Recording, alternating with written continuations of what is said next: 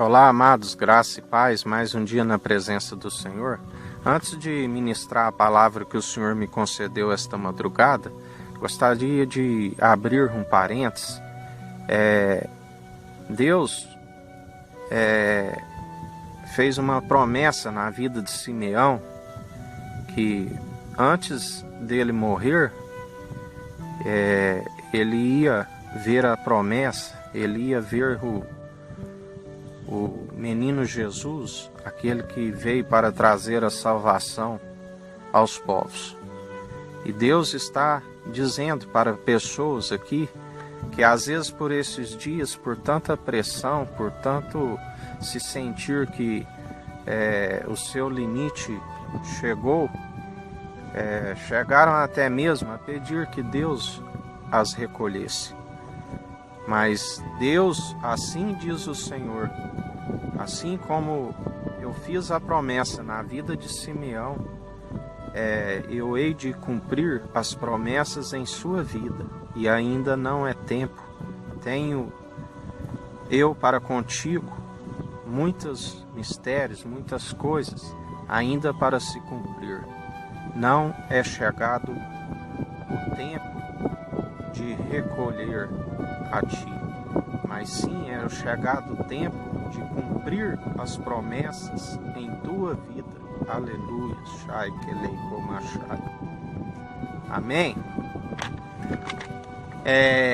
O livro de João, capítulo 8 em diante, nos fala da mulher adúltera.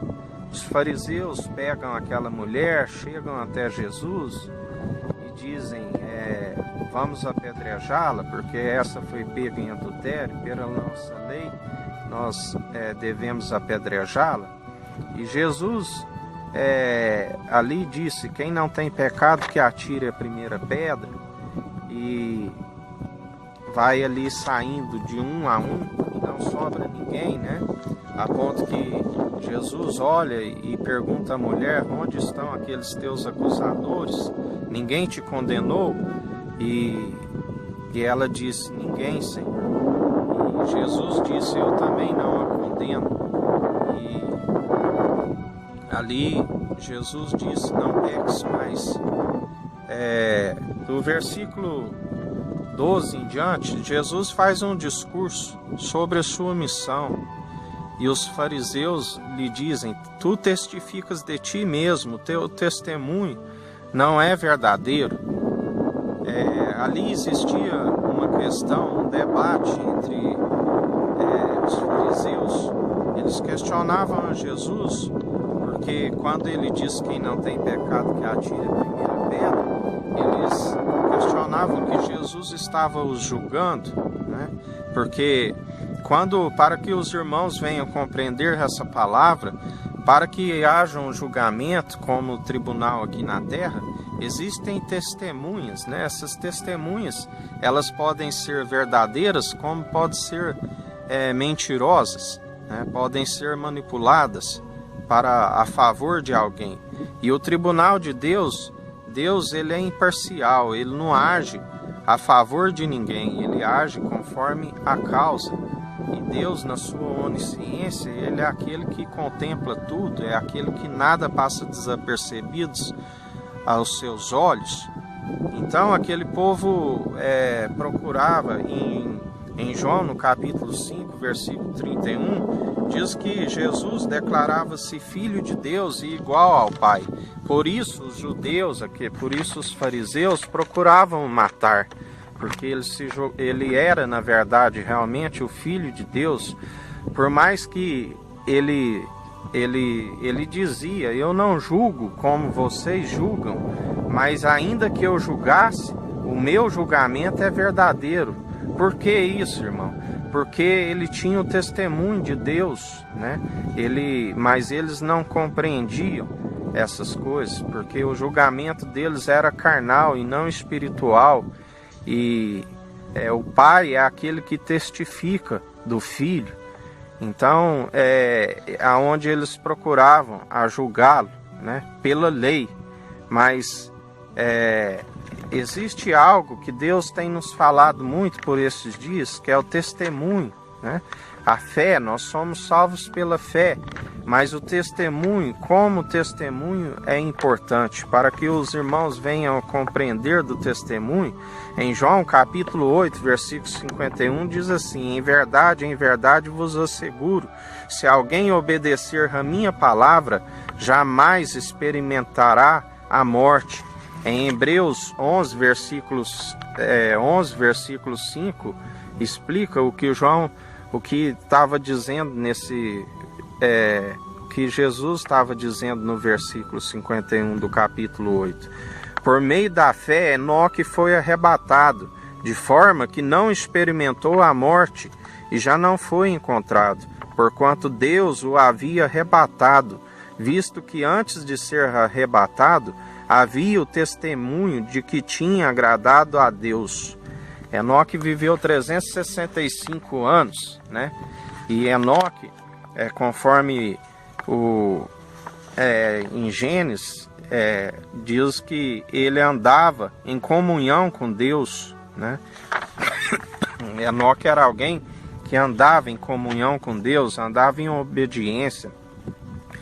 Então, nota-se nesse versículo de Hebreus: havia recebido o testemunho de que tinha agradado a Deus, né? Como que o nosso testemunho tem chegado até a Deus, né? Porque em João, no capítulo 5, versículo 31, diz assim: se eu der testemunho acerca de mim mesmo, o meu testemunho não será válido. Não adianta, né, nós testificarmos de nós mesmos. O testemunho, ele é feito através de outras vidas. Em Provérbios 27, versículo 2, diz assim: seja outra pessoa quem te elogie, e não a tua boca, um estranho, e não as tuas próprias palavras. Então, amados, assim como o Pai testificava, ele testemunhava o que Jesus ali estava fazendo, né? Ele era sua testemunha. Como que está o nosso testemunho? Porque quando nós permitimos fazer um testemunho verdadeiro, ele chega através não de nossa boca. Nós não podemos testemunhar de nós mesmos.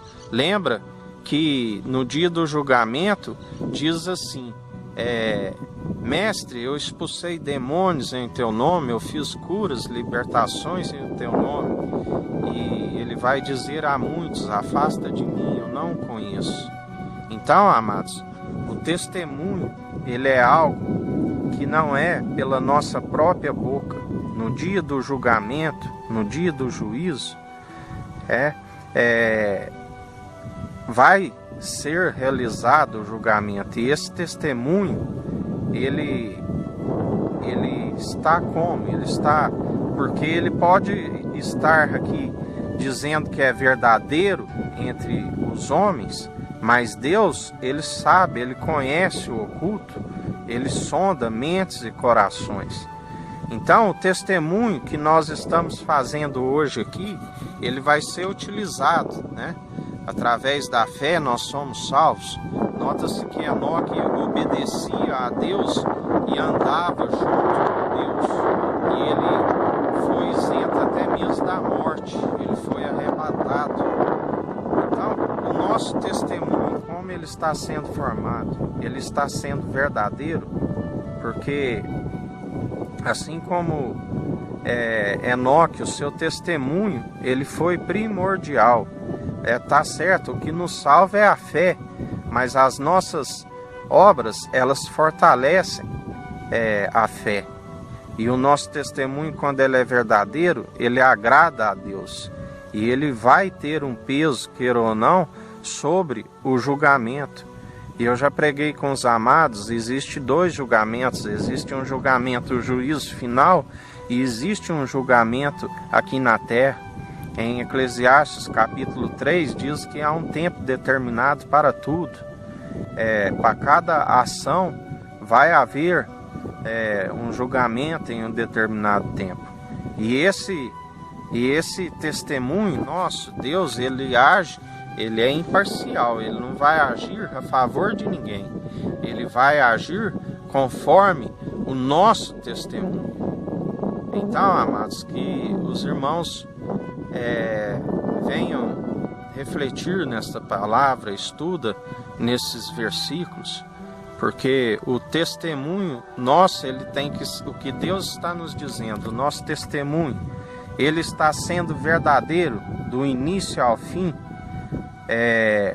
Quando eu vou à casa do Senhor, quando eu testifico pela minha própria boca, é certo que esse testemunho ele edifica as outras vidas, mas o testemunho que vai ser utilizado para o nosso julgamento é aquele testemunho que está sendo dado por outras vidas, o que as outras vidas estão falando de nós. É certo que tem muitos testemunhos que nos geram uma reputação falsa, porque ele não é verdadeiro. Mas Jesus é aquele, o Pai, nada fica em oculto aos seus olhos. Tudo ele vê, tudo ele contempla. Então, o testemunho no julgamento, é lógico que vai chegar testemunhos negativos, mentirosos ao nosso respeito. Mas nós precisamos de andar com Deus, nós precisamos estar cientes do testemunho que está sendo gerado. Porque, independente, aqui na terra pode ser que um advogado contrate uma testemunha falsa e pode até ludibriar o juiz e haver uma condenação injusta. Mas com Deus, a justiça dele é certa, pela fé.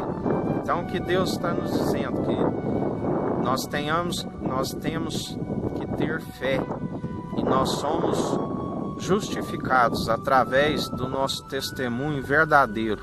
E esse testemunho, ele chega ao tribunal. Nós não temos que ficar nos exaltando, nem nos justificando de nada.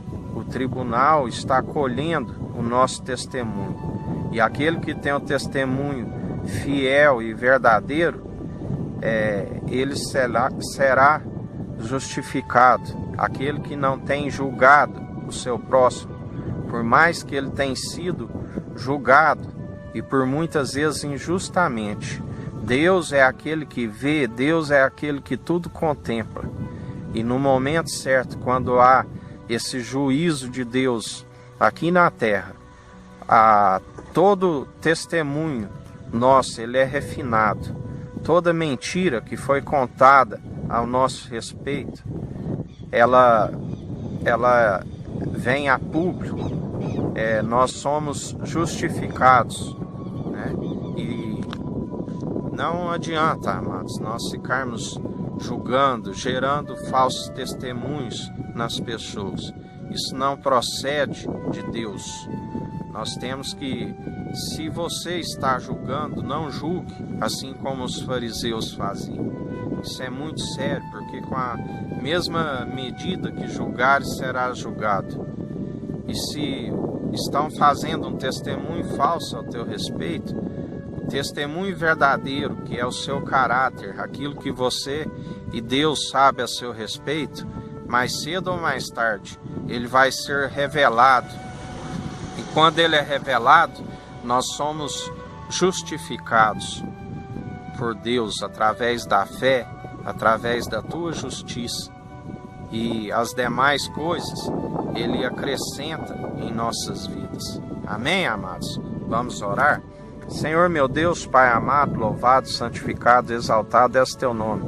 Pai, nós te agradecemos, meu Senhor, que a cada dia nós sejamos educados, Senhor, pelo Espírito Santo de Deus, a jamais julgar o próximo, e que nosso testemunho seja verdadeiro, Senhor, que andamos assim como Enoque andou junto contigo na tua obediência, para que nós sejamos arrebatados, Senhor.